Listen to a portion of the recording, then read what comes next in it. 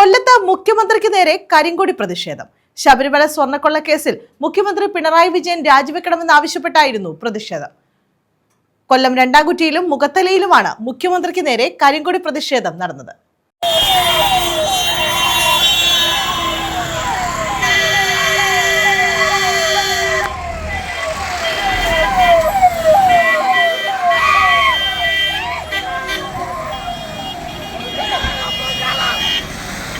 കൊല്ലം രണ്ടാംകുറ്റിയിലും മുഖത്തലയിലുമാണ് മുഖ്യമന്ത്രിക്കു നേരെ കരിങ്കൊടി പ്രതിഷേധം നടന്നത്. രണ്ടാംകുറ്റിയിൽ കോൺഗ്രസ് പ്രവർത്തകരുടെ നേതൃത്വത്തിലാണ് കരിങ്കൊടി പ്രതിഷേധം നടന്നതെങ്കിൽ മുഖത്തലയിൽ യുവമോർച്ച പ്രവർത്തകരുടെ നേതൃത്വത്തിലായിരുന്നു പ്രതിഷേധം. മഹിളാ കോൺഗ്രസ് പ്രവർത്തകയാണ് മുഖ്യമന്ത്രിയുടെ വാഹനത്തിന് നേരെ ചാടി വീണ് കരിങ്കൊടി കാണിച്ച് മുദ്രാവാക്യം വിളിച്ചത്.